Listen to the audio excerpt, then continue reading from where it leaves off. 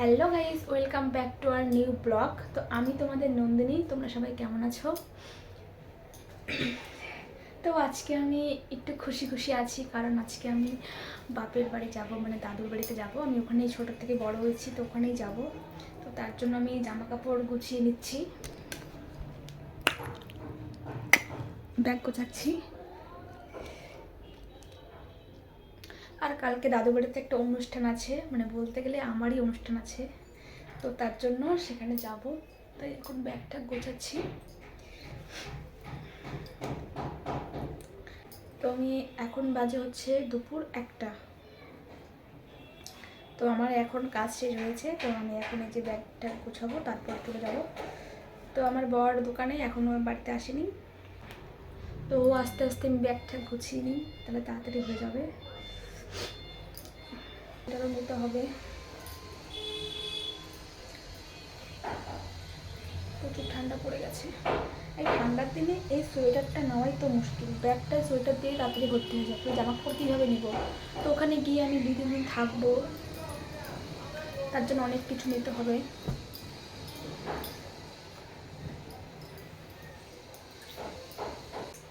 কেমন একটা বাজে কুড়ির মতো লাগছে, লিপস্টিক ক্রিমের জন্য মনে হয় মুখটা এরকম লাগছে। তো আমি এখন রেডি হওয়া শুরু করিনি, আমি এখন সবাই মানে ব্যাগটা গোছাচ্ছি। যখন রেডি হবো তখন তো লিপস্টিক দিবই, আর লিপস্টিক মানেই তো সাজগোজ।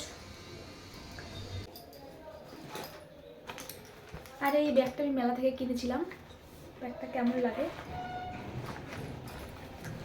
আর আমার না এই ধরনের ব্যাগগুলো খুব ভালো লাগে। তোমাদের কার কার ভালো লাগে একটু কমেন্ট করে বলো।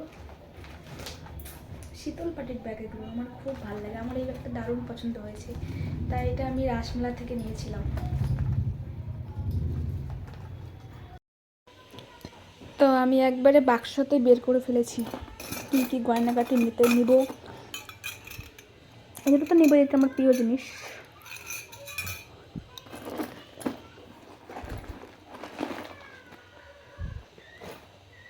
আর আমি এখন হব রেডি, তো তার জন্য আমি এই জামাটা পরবো, আর এই জামাটা আমার ভালোই লাগে।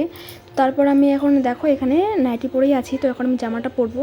আর আমি লিপস্টিক দিয়ে নিয়েছি, তো দেখো এখন লিপস্টিক পরে আমাকে ভালো লাগছে। তো তারপর রেডি হয়ে আমরা বেরিয়ে পড়লাম যাওয়ার উদ্দেশ্যে। তো দেখো আমার বর এখানে কি বলছে। মোটটা পাঁচটা মোড়ে ওটা। হ্যাঁ, একটা টিভিএস আছে, একটা পালসার আছে 150। হ্যাঁ না, ওটা পরি বাইকটা বেরকাই মায়া বাইক।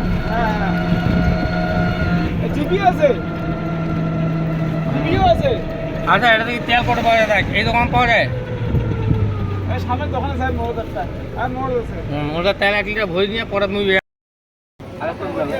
ও বেশি চাই 20 টাকা 100, 10 টাকা 100। তারপরে যেতে যেতে আমরা আমার ফেভারিট জিনিসটা পেয়ে গেলাম, এখানে ছিল বড়ই। খেতে তো আমার দারুণ টেস্ট লাগে, তো এটা তো আমার নিতেই হবে। তো তার জন্য বেশি নেইনি, 20 টাকা নিয়েছি, কারণ আমি একা খাবো তার জন্য। তারপর নিয়ে সোজা চলে গেলাম। তো বলতে বলতে আমরা চলে এসেছি, আর এখন সব কিছু ব্যাগ ঠ্যাগ নামাচ্ছে। তো দেখো আমাদের এই মানে রাস্তার থেকে এদিক দিয়ে যেতে হবে, আর রাস্তাটা কতটা খারাপ হয়ে গেছে, বালু বালু হয়ে গেছে। সব কিছুই হাতে গুছিয়ে নিয়েছে, শুধু বড়িটা বাদ দিয়ে। তো আমি পরে বললাম যে বড়িটা তুমি কি রেখে যেতে চাও, টাকা দিয়ে কিনেছি তো নিয়ে নাও। তারপরটা নিয়ে আমরা সোজা চলে গেলাম, 2 হাত ভর্তি করে নিয়ে চলেছে। তো দেখো আমি বলছিলাম একটু আস্তে আস্তে নেমে যেও, কারণ পড়ে গেলে সব পড়ে যাবে। তুমি পড়লে আমার কোনো যায় আসে না, কিন্তু জিনিসপত্রগুলো পড়লে সব ভেঙে যাবে, কারণ ওখানে মাটির থালা আছে। A few moments later. তো বাড়িতে এসে আর তোমাদের সাথে দেখা হয়নি, কারণ বাড়িতে অনেক কাজ ছিল, সেগুলো করে রাত 12টার দিকে একবারে দেখা হলো।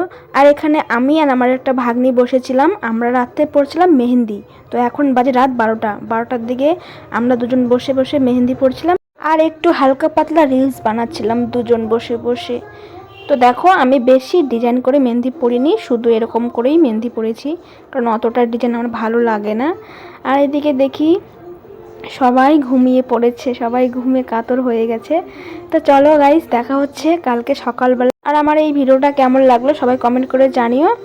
আর আমি কেন মেহেন্দি পরেছি সেটা তোমরা সবাই জানতে পারবে কালকে সকালে। ততক্ষণে সবাই ভালো থেকো, সুস্থ থাকো, দেখা হচ্ছে নেক্সট ব্লগে। টাটা।